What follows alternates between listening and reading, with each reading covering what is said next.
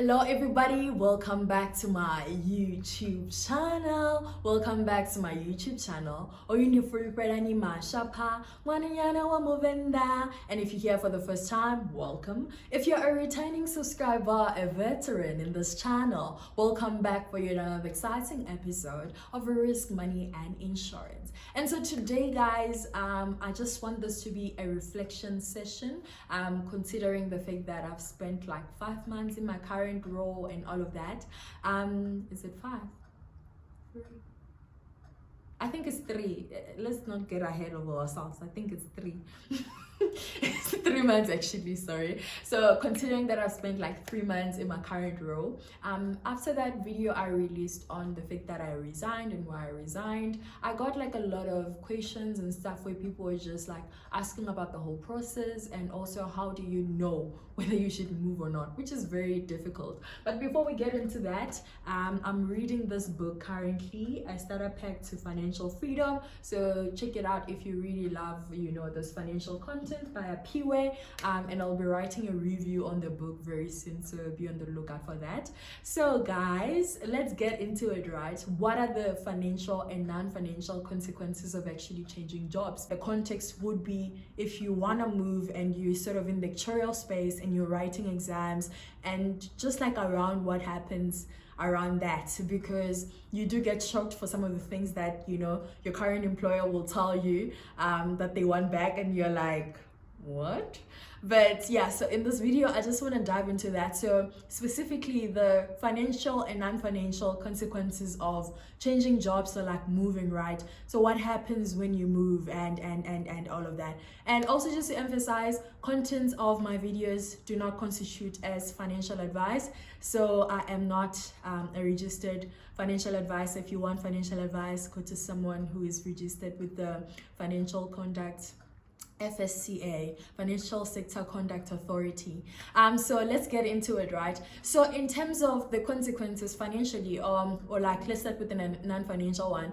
First of all, you have to serve notice. Some people may not serve notice. It depends on your employment contract. So you need to check that as well. Other people might have like a restraint of trade, depending on the work that you're doing. So you also need to consider, go back to your contract and say, do I actually have a restraint of trade? Which might say, well, you cannot work for a competitor or whatever company in the industry for this number of months, or like whatever, but it cannot be over a year. I feel like if it's over a year, there are rules that say that's not reasonable. But yeah, depending on the work that you're doing, and of course if you're in the more senior positions, your contract is likely to come with restraint of trade for some reason, because you do know companies' top secrets and all of that.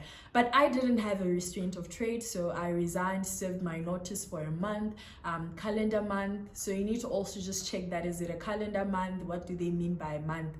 Just check those definitions, like what is a month in that context, because it becomes important. And also the most important thing is you don't want to burn bridges, right? If you're changing employers and all of that, I mean, if we look at the financial sector as a whole, or like the lectorial space specifically, is very small. So you don't want to be burning bridges and like upsetting people and like not completing your notice period, or like any of that stuff that may leave a bitter taste, right, in your mouth and the employer's mouth. So you want to make sure that even as you're leaving, your relationships and connections and networks are still intact. So serve your notice period, produce your best work if it's possible, produce your best work in that period, and then leave them and go to a new company. So that's another thing. And also when you move, financial consequence, right? So your pension. So what happens to your pension? There's an option to cash out your pension, put your pension in a preservation fund, or like take your pension to your new employer's pension fund. That's also an option. And always financial advisors will tell you, don't cash in your pension because you're eating away from your future. And it's tempting because you're like, damn, I didn't realize I had this kind of money lying around somewhere there. But I decided to put mine in a preservation fund, didn't take it out, didn't move it and whatever. I was just like, preservation fund, it's cool. They send me the documents and I filled in everything. So on a monthly basis now, I get like statements in terms of, oh, this is your balance. Like, okay, the market has performed this way, like it has gone up or like it's shaky, whatever. So that's the situation there. And also another interesting thing, like a financial consequence as well, is you get to cash in your leave days, right? So your annual leave and whatnot. And I remember I had like a lot of leave days, so that final paycheck was quite massive, which is amazing, because I had just moved, so I needed to buy stuff for my apartment and stuff, so that money came in handy as well. So that was really amazing. So you also, you know, save as many days as you can so that you get the cash. Okay, you didn't hear that from me, but anyways, moving on right to another financial or like, okay, non-financial consequence is the fact that honestly, as I reflect now, moving, you're not guaranteed, right? And I think for the people that reach out to me, we all want to be comfortable with the move that we're taking. And what I've realized after like how many months now, 5 months into, you know, my new job, I realized that everything that I was told before getting to this job is not necessarily true, and not in a bad way. But what I've realized is no matter how much research you do, like no matter how much you talk to people and whatnot, people will only share their experiences, right? And sometimes we might actually go through the same thing but not experience it in the same way. So it's like it's quite different, and in as much as it's important, I mean, overall it's important to know that the culture of the place you're going to is at least like healthy, but that's also relative, right? Because when you get there, you experience it for yourself, and what someone might deem as healthy might not be healthy for you. So it's like it's a leap of faith kind of thing where you say, yes, in we will see when we get there. And it's quite fortunate, like when you get to a place and you're like, oh my gosh, I love this place. That's quite fortunate. But sometimes you might land on a job and be like, actually, I don't like this place. So far on what has been happening with me, I feel like I'm liking my new job so far. So that's amazing. And funny enough, on my WhatsApp, people have been asking me like quite a lot, like, oh, are you enjoying it now? Compare it to like your previous employer. What's the difference? And the funny thing is, moving from like a big insurer to like a smaller company, the culture is quite different, and also the people are different. So giving your new people, your new employer and whatever, your new manager a chance is important. Also, another non-financial consequence of moving would be the fact that comparison, it's very easy to compare. Like I remember my first few days, I'll be like, yo, okay, this is so different from where I was, or like, oh no, these people are very different from the people I was working with. And also just like giving them a chance as well, because you can't move and expect to have the same interactions and have the same, you know, sort of vibe going on with the new people, versus like what you were having with the old people. So also giving people a chance and like giving yourself a chance to learn as well and to sort of adapt to the new environment that you find yourself in. That's also really important. And another one is just like what I was saying, like the leap of faith thing. You can never know for sure, right? And so taking that leap of faith, and a lot of people want to be sure, like you want to be sure. And also now when I reflect, when I moved, I remember I wasn't 100% sure that I actually want to do it. There was just like a tiny bit of me that wanted to stay, right? But also, isn't that what happens whenever we come across like new things or new challenges, right? There's that natural resistance, right, inside of you.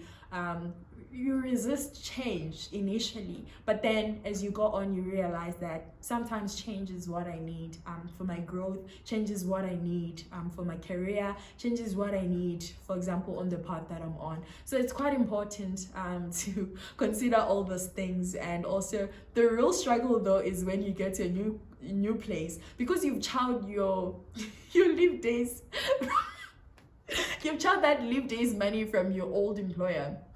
Like right now, I remember I had accumulated like 2 days or something, right? And I used them, and now I accumulated another 2, and I used them again. So it's like you struggle with your annual leave, but your sick leave and all the other things are still fine. So it's also important. And then the financial consequence now, just like speaking to the actuarial people, right? It's your employer will probably want their leave days back, so the study leave days that you've taken perhaps in the last month or so, depending on the study policy in your company, and also whatever money that they paid for your studies or like your exams and whatnot, they might want it back, depending on, of course, the exam policy that is in your company. So it's quite important to check those conditions as well, so that as you're negotiating, you also state like, yo, my employer wants their money back, so that you're not left with, you know, that baggage. But companies normally expect to pay roughly some amount, you know, like 100k or whatever, or less than 100k. But if you were in a bursary program, then it might be way more than that. So it's also like another thing to bring to the table as well, to say, listen, there's this, if I'm moving, there's this, right? And also just put that so that it's written down and you know what you're getting yourself into, in a sense, even though you can't be 100% sure. So yeah, those were like just some of the things I wanted to share with you guys. Just say, yeah, moving is quite daunting, I won't lie. It's scary, and you can never really know for sure until you try, right? So definitely don't beat yourself up and feel like I have to be 100% sure of what I'm doing. And also just speaking to older people who have been in the industry for a while, it's funny how it's the same thing even with them. It's not like when they moved it was 100% that I want to do this. Like there is a part of you that might say, not sure if this might be a good move, but anyways, there are benefits attached to this opportunity, whatever. So let me consider this thing. So yeah, that's all I wanted to say. And if you have any comments, if you recently moved, tell us in the comment section, how is it going? Was it scary, you know, changing jobs and all of that? And how are you feeling? How are you doing now? Let's just make this a conversation more than anything. I love you guys so much. Don't forget to like, comment, share, and subscribe. I'll see you guys in the next video. Oh, bye. Mwah.